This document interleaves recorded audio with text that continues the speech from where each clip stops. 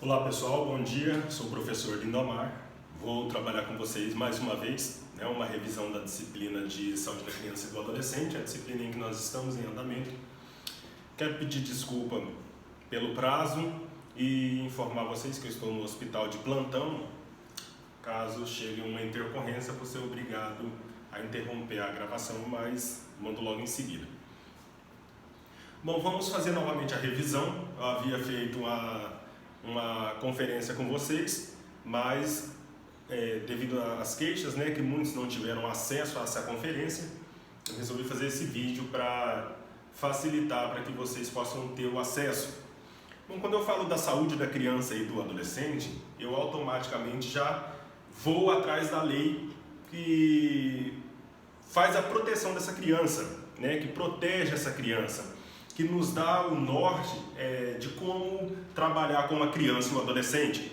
E a lei que rege, que é o Estatuto da Criança e do Adolescente, que é a Lei 8.069, de 13 de julho de 1990. Então, para que vocês fixem, é a Lei 8.069, de 13 de julho de 1990. O que essa lei dispõe? Ela dispõe sobre o Estatuto da Criança e do Adolescente e de outras providências que possam ser tomadas com essa criança. No artigo 1 ela fala assim: esta lei dispõe sobre a proteção integral à criança e ao adolescente. Já o artigo 2, ele considera o quê? Ele considera-se criança para todos os efeitos dessa lei, pessoas até 12 anos incompleto de idade, e o adolescente a partir dos 12 anos até os 18 anos de idade. Então, até os 12 anos incompleto, considera-se criança. De 12 anos até 18 anos de idade, aí já é o adolescente. Essa lei, ela fala no artigo 3, que a criança e o adolescente ele goza de todos os direitos fundamentais e inerentes à pessoa que trata esta lei. Então, assegura-lhes por lei ou de outros meios, a fins de lhe facultar o desenvolvimento físico, mental, espiritual e social e as condições de liberdade e de dignidade dessa criança.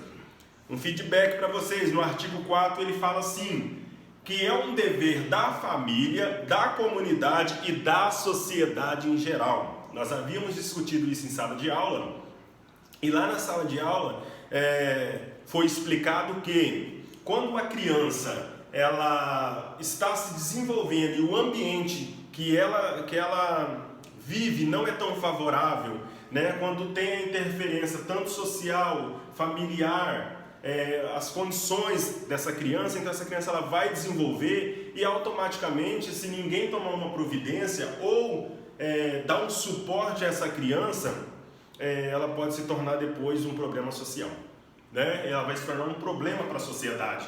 Essa criança ela vai partir para o lado da criminalidade, essa criança ela vai começar a causar transtorno social. Então por isso que fala assim, que não é dever somente da família assegurar essa criança, mas sim também a comunidade tem que ter uma participação. De que sentido?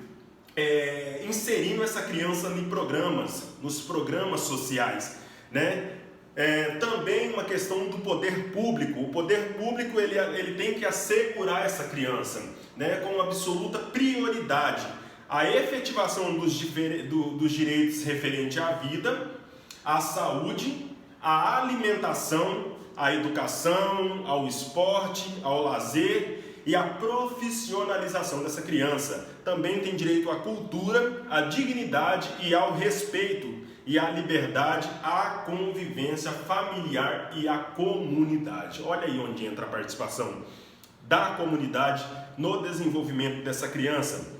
E aí a criança ela tem direito de primazia, de receber a proteção, o socorro em qualquer circunstância da vida. Então essa criança ela tem esse direito, de ser protegida.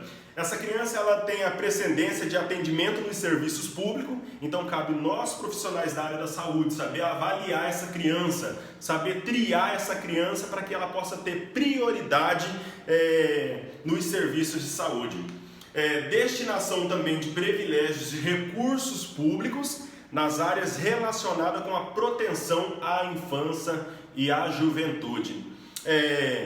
Quando eu vou lá para o artigo 13, no artigo 13, ele traz o quê? Que quando o profissional ele suspeita ou tem confirmações de castigo físico ou tratamento cruel ou desagradante de maus tratos contra a criança ou adolescente, eles serão obrigatoriamente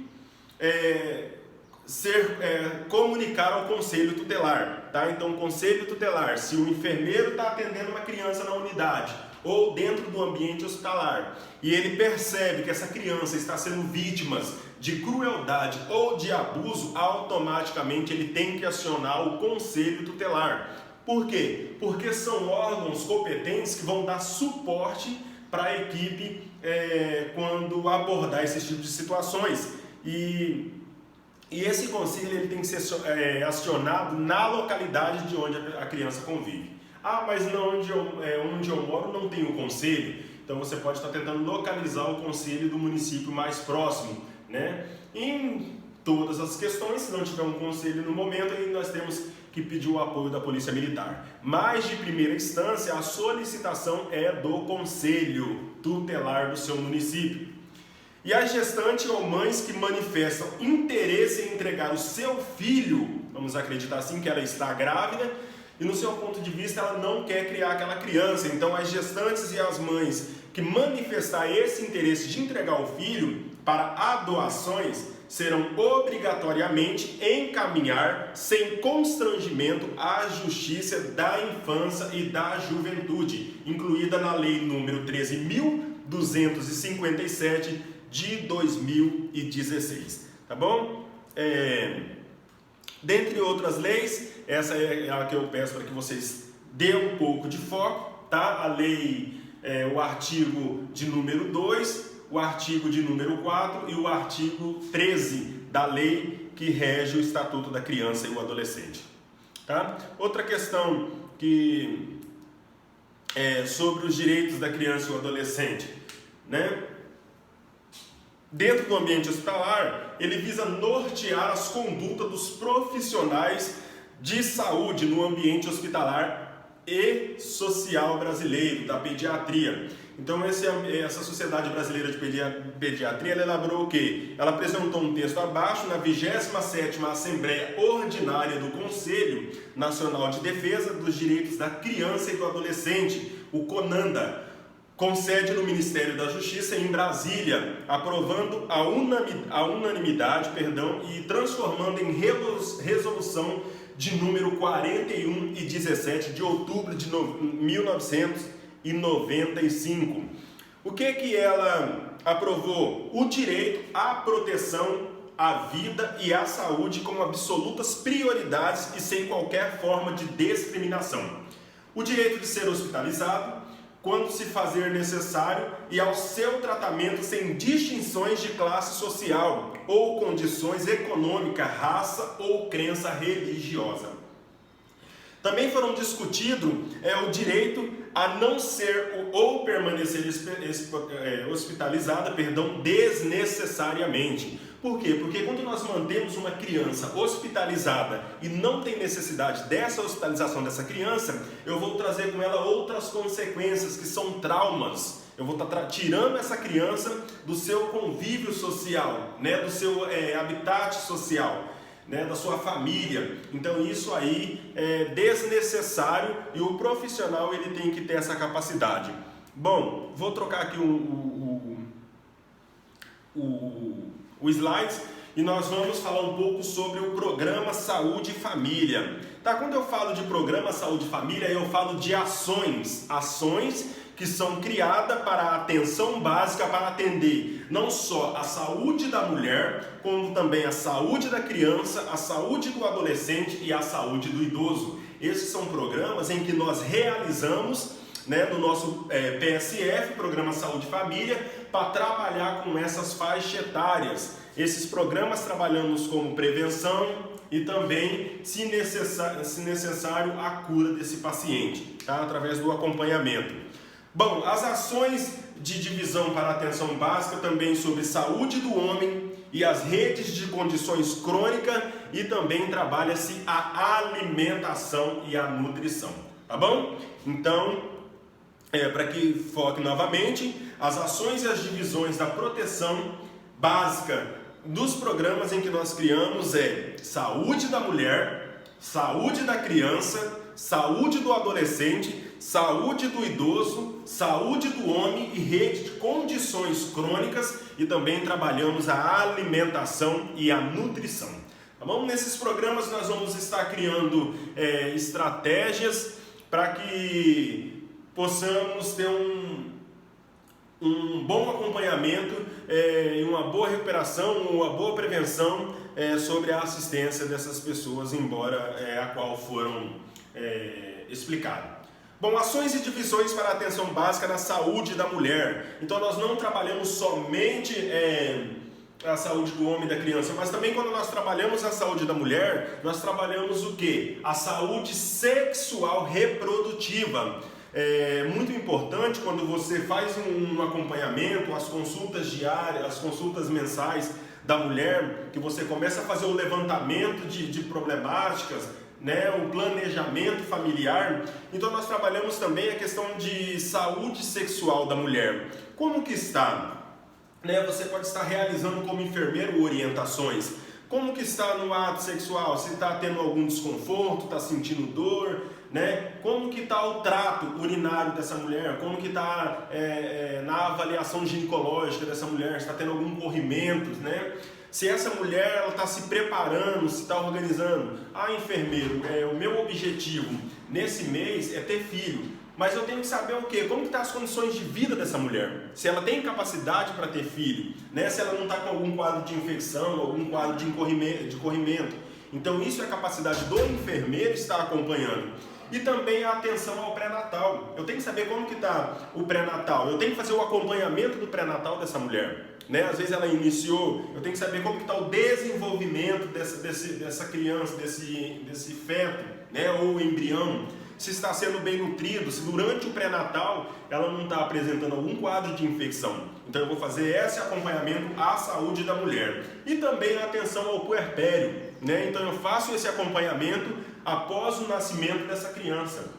Eu vou fazer o acompanhamento. Isso se dá o nome de puerpério. Eu vou avaliar tanto o desenvolvimento da criança quanto a recuperação da mãe. Como que está o estado nutricional, se ela está conseguindo nutrir essa criança, se ela está conseguindo oferecer o aleitamento materno, né? Se ele está amamentando na mama dessa mãe. Então assim, eu tenho que ter esse acompanhamento, e eu dou esse acompanhamento como puerpério, tá? Isso faz com que eu reduza as mortalidades maternas e também faço investigações de óbito de mulheres em idade fértil. Por que tem morrido tantas mulheres no período fértil em determinada área? Será que está sendo uma falha do profissional enfermeiro que faz o acompanhamento? Será que é uma falha do profissional médico que deveria fazer esse acompanhamento, tratar algumas patologias em que apresentou durante o pré-natal? Tá? E também nesse período eu vou estar fazendo a minha coleta do preventivo, eu vou estar colhendo o preventivo dessa mulher, né? E saber se ela está apresentando ou desenvolvendo algum câncer do colo do útero ou de mama. Bom, nós também temos a Rede Cegonha, né? Que é a portaria 1459 de 24 de julho de 2011, organizado-se a partir de 4 componentes. Quais são os componentes da Rede Cegonha? O pré-natal, né? Que daí o pré-natal, o parto e o nascimento, o puerpério e a atenção integral à saúde da criança e o sistema logístico de transporte e regulação dessa criança. Então, essa é a finalidade da Rede Cegonha, da portaria de 1459, de 24 de junho de 2011. Ainda falando das ações de divisões e atenção básica da Rede Cegonha, né, vamos falar um pouquinho sobre o pré-natal. O pré-natal ele é realizado na UBS, né, realização do pré-natal em UBS, nas unidades básicas de saúde, Como que se realiza esse pré-natal? Vamos fazer o acolhimento, as intercorrências na gestação com avaliação e classificação de riscos e vulnerabilidades. Então nós temos que fazer isso no pré-natal, fazer a identificação, acolher essa gestante, avaliar as suas intercorrências e a gestação, né? E avaliar as classificações de risco vulneráveis que elas possam estar apresentando. Bom, também durante o pré-natal a gente faz o acesso ao pré-natal de alto risco e em tempo e oportunidade. Eu estou acompanhando essa gestante, eu vejo que ela está apresentando algum risco, um quadro hipertensivo, né? Ela desenvolveu uma hipertensão gestacional, ela está tendo uma diabetes gestacional, ela está com um quadro infeccioso grave, ela entrou em um quadro de evolução para parto, pré-termo, né? Então eu tenho que fazer essa identificação e encaminhar ela para um acompanhamento de gestação de alto risco. Também realiza-se os exames de pré-natal de risco habitual e de alto risco. Tá? É responsabilidade do enfermeiro estar solicitando os exames, né, que compete à área de pré-natal. E a realização desses exames, ele tem que ser avaliado e se observar alguma complicação que o enfermeiro não pode tratar, ele tem que encaminhar essa gestante para esse acompanhamento de alto risco. Também a vinculação da gestante desde o pré-natal ao local em que será realizado o parto. Então, um exemplo, em Vale do Paraíso aqui hoje, onde eu estou trabalhando, eu sei que aqui não temos suporte para partos, né? Então, durante o pré-natal, eu já vou acompanhando essa gestante e já vou orientando ela, se tudo correr bem, o nosso município de destino, Ouro Preto do Oeste. Se essa gestante estiver apresentando complicações e tem possibilidade de ter um parto pré-termo, né? Vamos acreditar aí que esse RN resolve evoluir que esse feto resolve evoluir para parto, né? Essa gestação. E ela ainda não está no tempo certo de gestação, ela tem que ser encaminhada para o hospital de base, né? Onde temos o suporte, que é o Dr. Ari Pinheiro, em Porto Velho.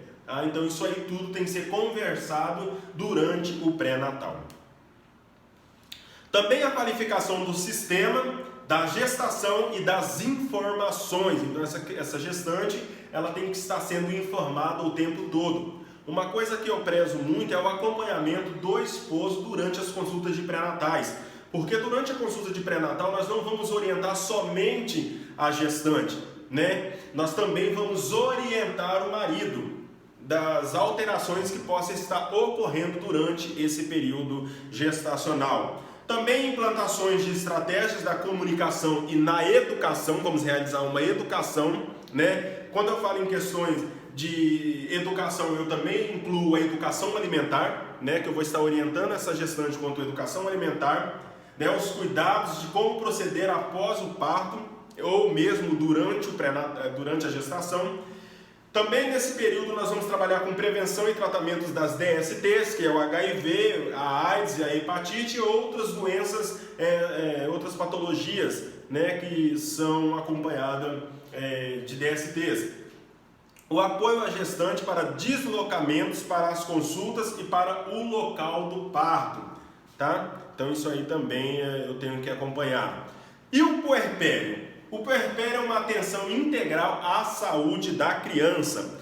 O puerpério é a promoção do aleitamento materno e da alimentação complementar saudável. Então, no puerpério, aí depois que a gestante pariu, aí tem as consultas de puerpério, porque no puerpério eu vou estar avaliando o quê? Se essa mãe está alimentando essa criança, né? Como que está essa alimentação?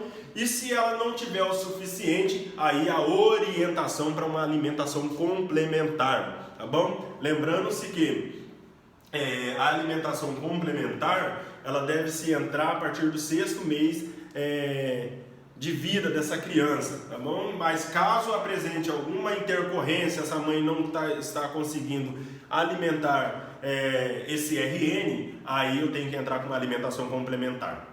O acompanhamento do puerpério da criança na atenção básica, com visitas domiciliar na primeira semana e após a realização do parto e do nascimento, tá? Então tem que fazer esse acompanhamento.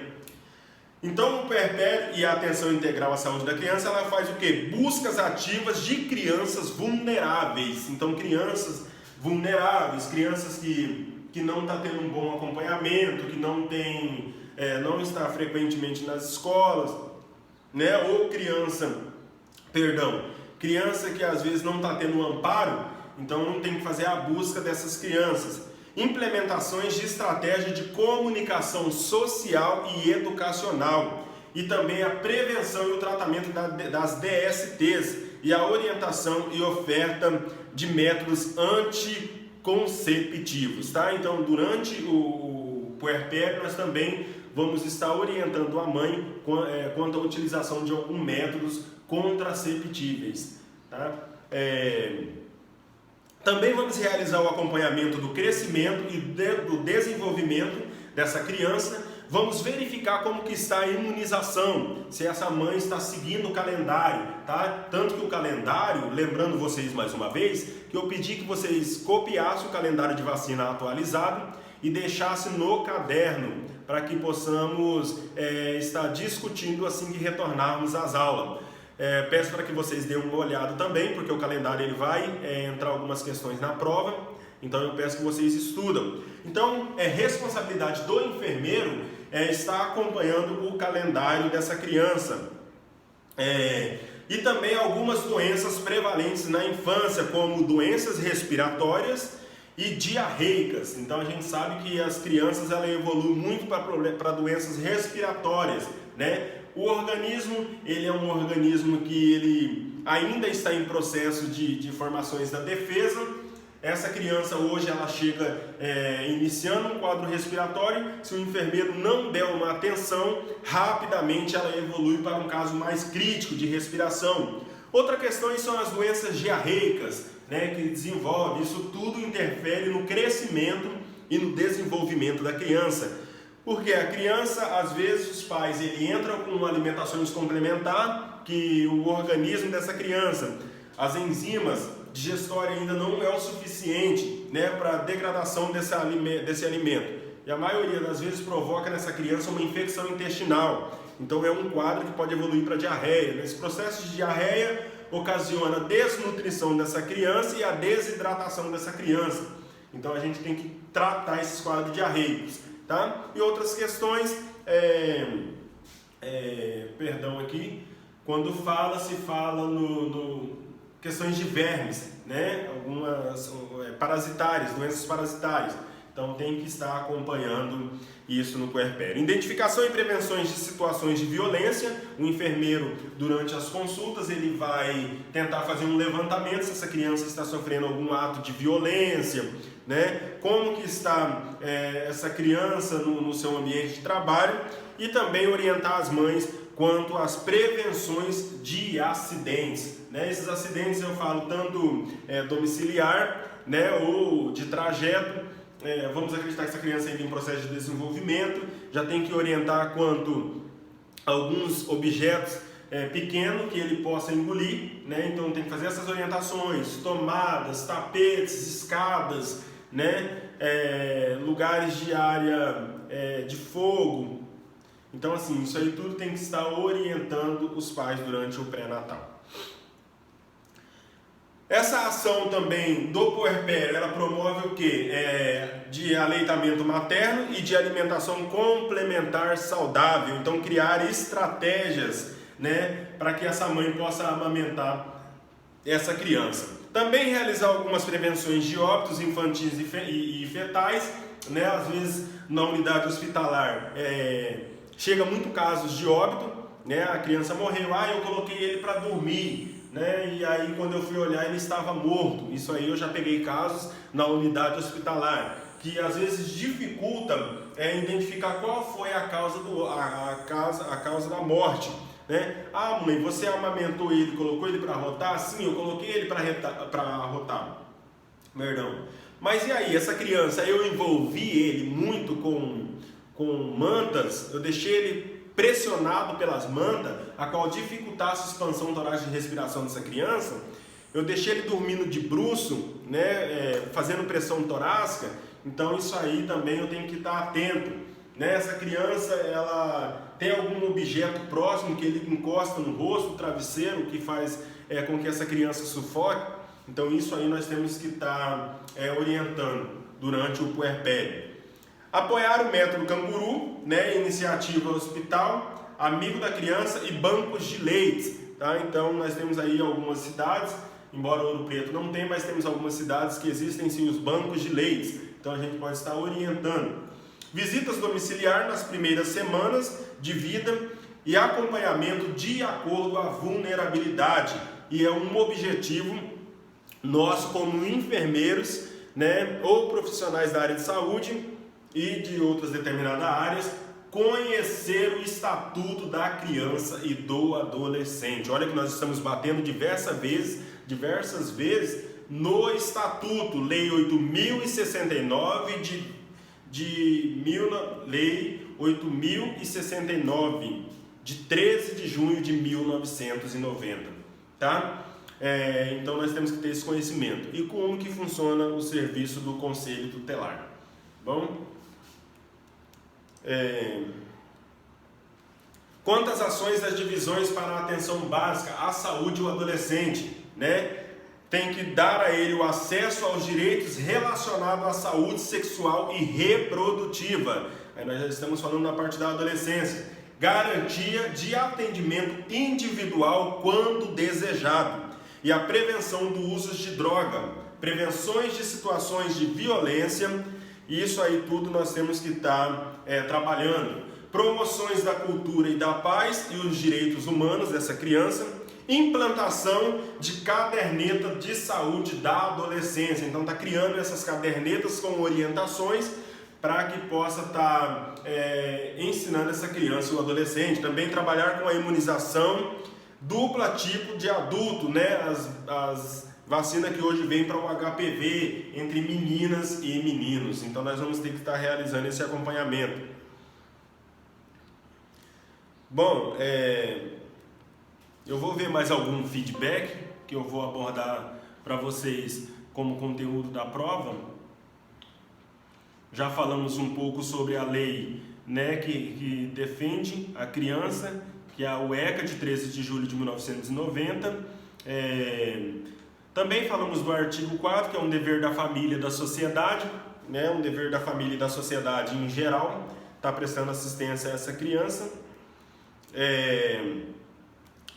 Falamos também do Estatuto da Criança e do Adolescente, no artigo 2, que ele descreve que ele considera-se criança a partir de qual idade, né? Então, isso aí é um feedback para que vocês possam estar se atentando.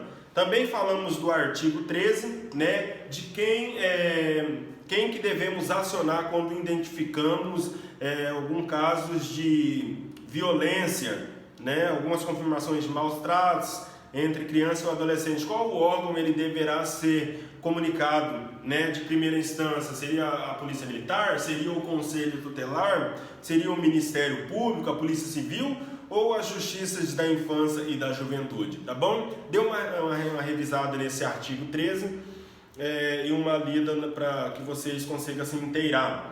Tá? E também nós vamos ver um pouquinho sobre o calendário da vacina. Então copiem o calendário da vacina, deixa nos seus cadernos, que vou precisar dela para a prova também. Também nós vimos a questão da puericultura, né? O que nós vamos realizar na puericultura, o que ela é efetiva para acompanhamentos periódicos, o que a puericultura ela é efetiva, tá? Então assim, estuda qual é a finalidade da puericultura, das consultas, vimos aí também no slide, tá? E na promoção do crescimento e do desenvolvimento saudável e fundamental, que a adolescência e os jovens sejam acompanhados sistematicamente na unidade básica. Entre as variáveis, elas devem ser realizar um espaço, né? Então o que eu vou realizar? Qual é a promoção? Lá no slide de promoção e crescimento, né? Eu vou fazer o que? Eu vou investigar essa criança, né? Então isso aí é um conteúdo de feedback que vocês podem estar acompanhando. E eu tinha solicitado também sobre a questão do cálculo de IMC, tá? O índice de massa corporal, porque o enfermeiro que está acompanhando essa criança, para saber se ele está tendo um bom desenvolvimento, ele tem que saber fazer o cálculo do índice de massa corporal. Aí sim, ele vai, juntamente com a história, com a parte genética dessa criança, saber se essa criança está tendo um bom desenvolvimento, né? Então eu quero esse cálculo do índice de massa corporal, tá? Eu quero que vocês pratiquem ele, porque vai ser conteúdo de prova. Bom, deixei para vocês uma atividade, né? E solicitei que vocês colocassem em papel qual é a ação que vocês, como enfermeiro, poderiam estar desenvolvendo para a criança e o adolescente numa área em que vocês poderiam estar atuando futuramente. Então, o que vocês podem fazer? Quais os métodos vocês utilizariam para melhorar o desenvolvimento da criança e do adolescente junto com a equipe como o enfermeiro da sua área, tá? Então, você, o enfermeiro, faria o quê? Tá? E também vou falar para vocês um pouquinho aqui sobre os acidentes, tá? Os acidentes domiciliar, que fala um pouquinho assim sobre as prevenções, lá no slides que tem sobre prevenções de acidentes e violência da criança e do adolescente. Então a criança e o adolescente de 0 a 18 anos de idade, ele tem como uma das principais causas de risco de vida a violência e acidentes, e isso só perde para as mortes perinatais, tá? O que é importante? Identificar uma situação que apresenta um risco, pois sabemos para que possamos saber atuar nestas condições, tá? E aí eu pergunto, o que é uma violência? E por que a violência ela ocorre, tá? Então, identificando as situações de violência intrafamiliar contra a criança ou adolescente, ela pode ser identificada em diferentes momentos e lugares. E para isso precisamos ficar atentos aos sinais de alerta. Então, estarmos alerta do que está ocorrendo, pois elas são indícios de que alguém possa estar sofrendo ou praticando alguma violência a essa criança. Quais são os sinais de alertas em relação à vítima? Então, assim, os sinais de alertas do abuso físico, ele pode se notar por lesões na pele, fraturas ósseas, hemorragias e até coma. Às vezes, alguma criança, elas são tão agredidas que ela acaba entrando em quadros de coma devido às agressões. Os abusos sexuais, eles são mais frequentes, as queixas de infecções urinárias, então a criança está apresentando várias infecções urinárias, né? Então tem que saber se avaliar essas questões.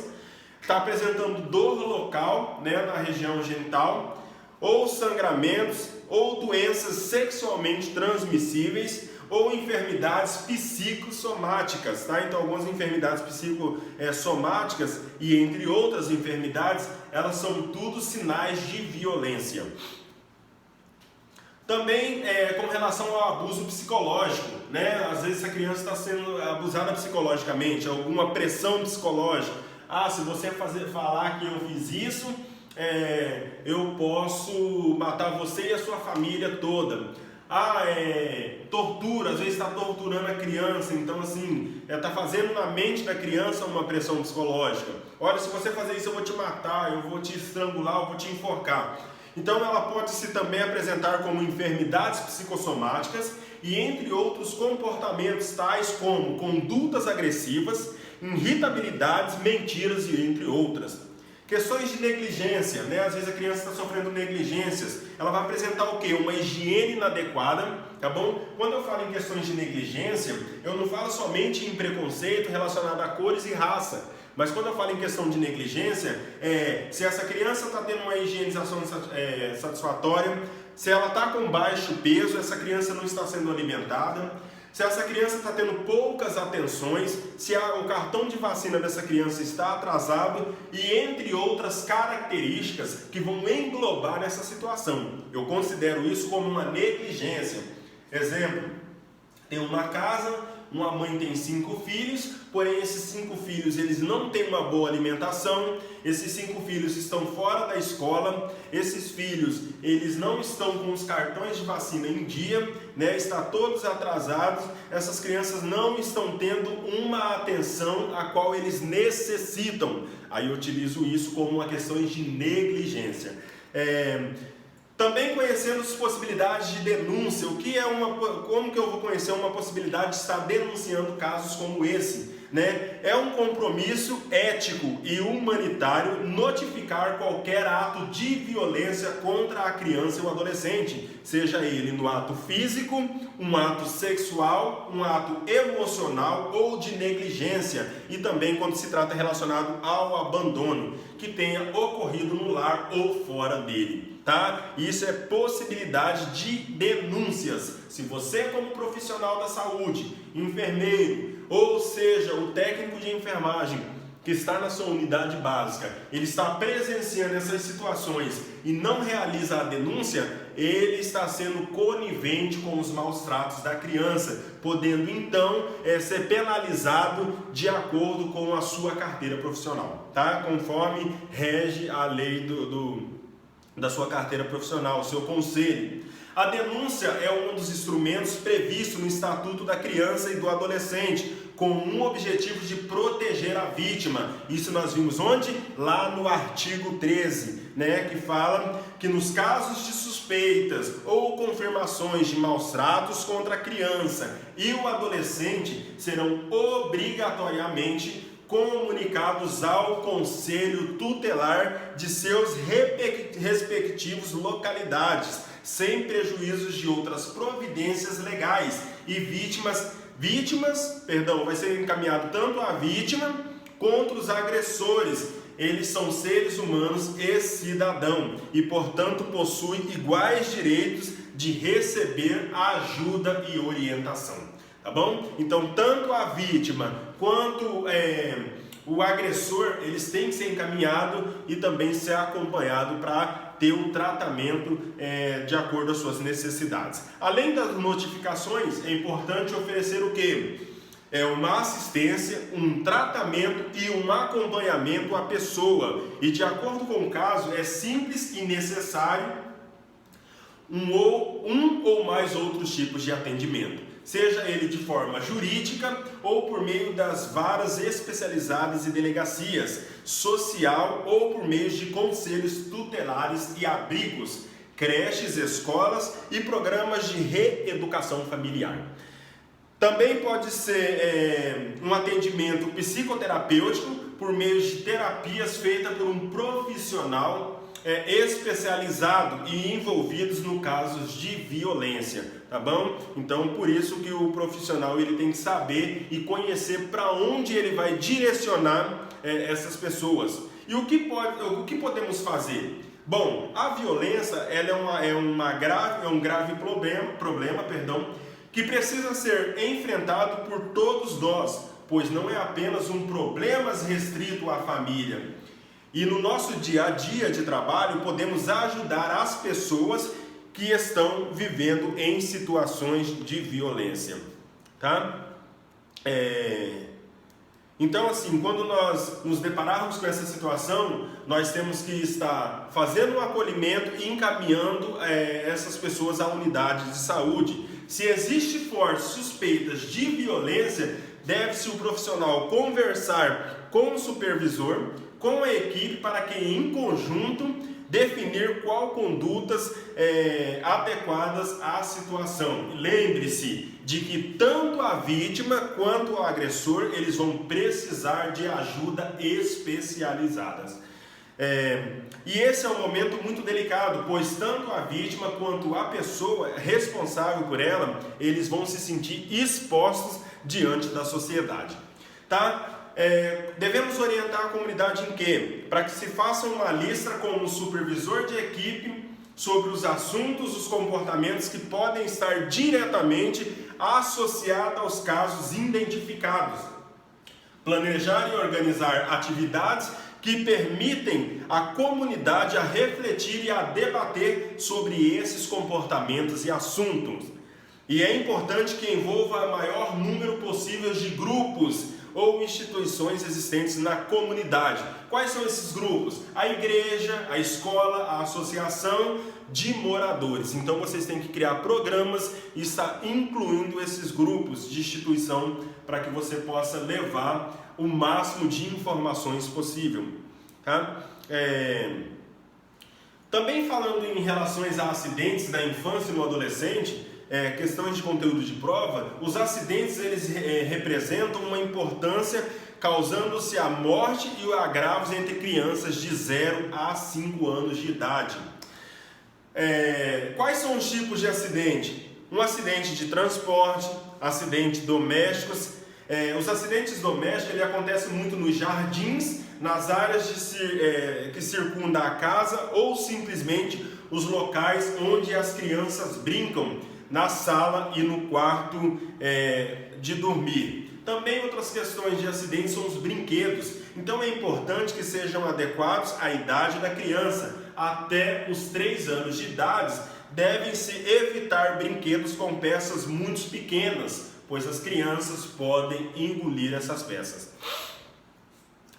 Também existem acidentes relacionados ao banheiro. Quais são os tipos de acidentes relacionados ao banheiro? Nesse ambiente, as quedas são os acidentes mais frequentes e muitas vezes graves, principalmente quando há quebras de louça sanitária, né? A gente sabe que o vaso sanitário, quando quebrado, ele é pior do que uma gilete para cortar. E ele deve-se usar um tapete de borracha, então os pais devem usar um tapete de borracha ou de material aderente para se evitar escorregões. E um banco ou caixa para que essa criança possa usar a pia. Por quê? Porque essa criança pode utilizar o vaso sanitário como apoio para conseguir escovar os dentes e fazer outras higienizações.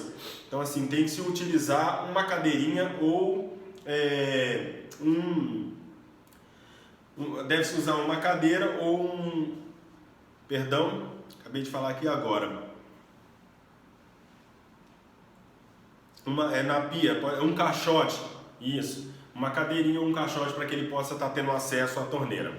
Bom, na cozinha, outro risco de acidentes na cozinha. Esses potencialmente um lugar mais perigoso da casa, porque nela o que? Guardamos os talheres, nela tem fogo, durante grande parte do dia as panelas contêm alimentos, né, quentes, assim como o forno, os materiais de limpeza e com frequência são utilizados aparelhos elétricos. As queimaduras provocadas pelo calor do forno, pelo fogo ou pela eletricidade são importantes causas de morte na criança.